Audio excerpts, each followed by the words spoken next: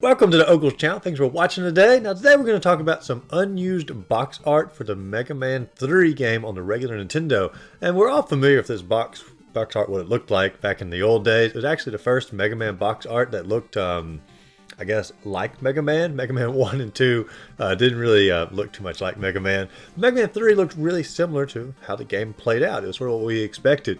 But that was not the original artwork for the game in North America. Recently, a auction came up on eBay where somebody had an early production sale of the artwork for Mega Man 3, and it sold for $556, and which is odd because only 2 people bid on it. So I'm not sure if just nobody knew it was on there or what happened. But I think it could have gone for a whole lot more if more people had known about it.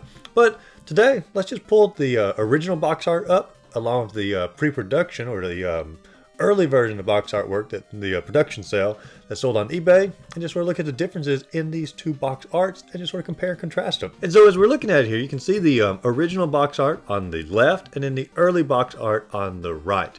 And the first thing we're going to notice is obviously the logo is missing, the Capcom border is missing around, the promotional stuff on the left side, the Nintendo logo. This is literally just the original box art itself, what the painting would be.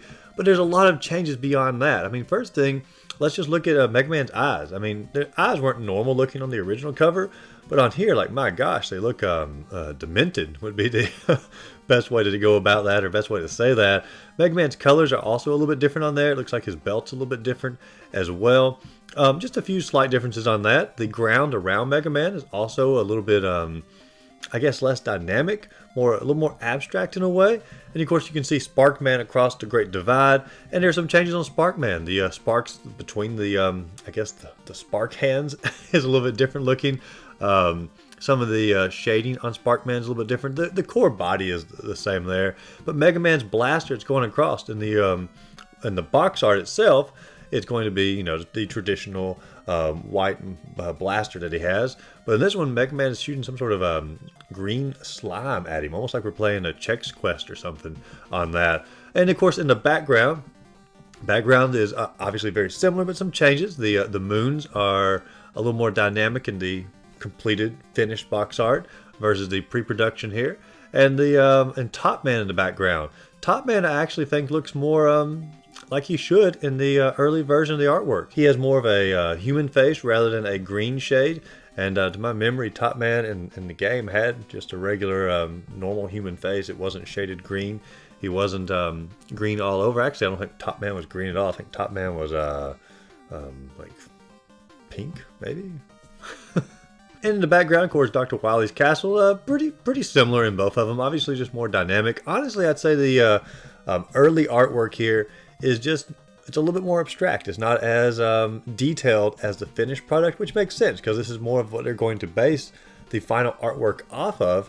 But it's just really cool to see this has come up after all these years. I mean, I'm not sure. I've looked back and see what year Mega Man came out, but it's got to be at least, like, I don't know, 32, 33 years old, something like that probably. We'll put the actual date down below. But it's just really cool to see something come up after all these years that you thought you would never, that you just never see on here. Now, the seller did say he got it from a person at Nintendo Age who worked with someone very close to the production or the marketing department for Mega Man 3 back in the old days. And so he seems pretty confident this is a real thing. Obviously, we're trusting an eBay seller here with no, documentation on this particular sale. And so, I mean, it could be a lie, but nothing points to that on here. And some bigger news name sources are picking up the story and running with it as well. So I can't imagine it being a fake when it comes to that. This is definitely something that was done for pre-production to base the final box art off of for Mega Man 3. But which artwork do you guys like the best? Do you like the box art that was on the actual North America edition, or do you prefer the pre-production sale that was recently just auctioned off? Let me know in the comments down below. If you enjoyed watching this video, be sure to like and subscribe to the channel. As always, go out there, find a great game to play. Just simply have a great rest of the day.